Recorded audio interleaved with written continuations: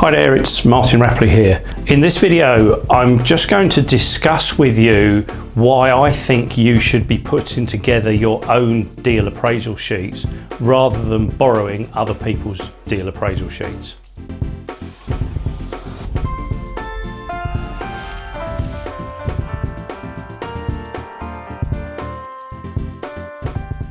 I think you are going to fall into one camp or the other here.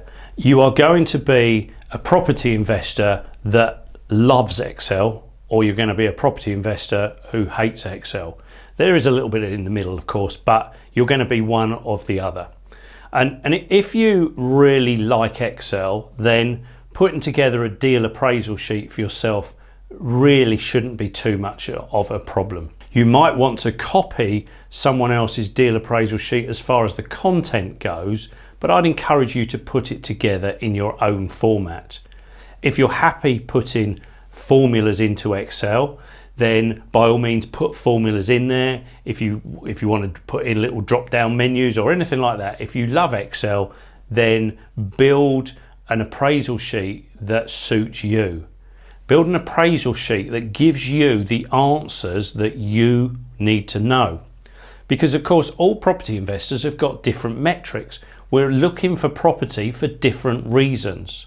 Perhaps you're looking for a property that you are going to buy, refurbish and sell, in which case you're going to take all your profit in, say, 6 months' time when you sell the property. Perhaps you're looking for a property that you can buy, refurbish and move tenants into. And those tenants are going to pay you rent over the next however many years, and you're going to get your profit in a small chunk every single month. Perhaps you're going to do the hybrid of the two. You're going to buy a property, refurbish it, refinance it and get some or all of your money back again, and then rent it out and get a smaller cash flow payment on a monthly basis. Now, those three different metrics actually require three different appraisal sheets. But most property investors are generally using one of those three ways of making profit from their refurbishment.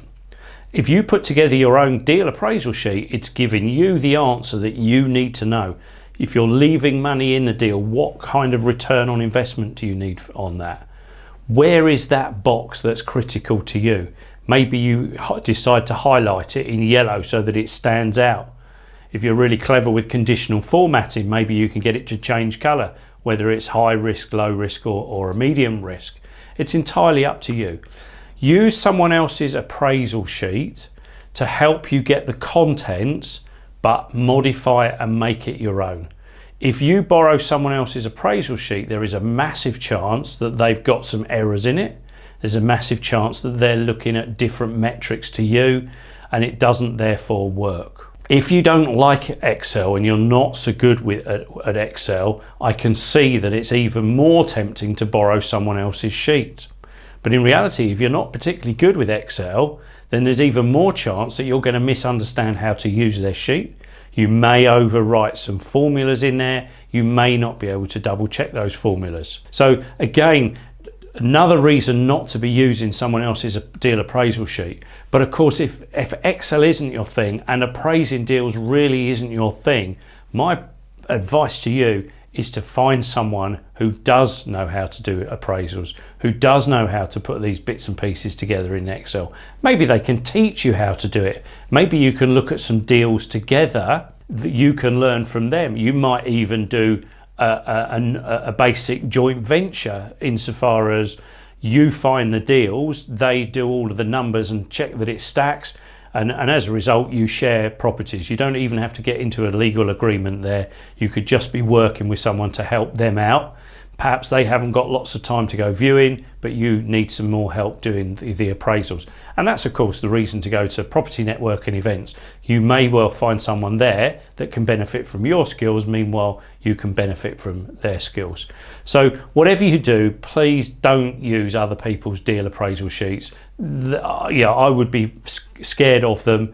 By all means, use the contents on them, build your own one, improve your own one. And if it's not your skill, then find someone that can teach you to do it, or find someone to work with and grow your business together.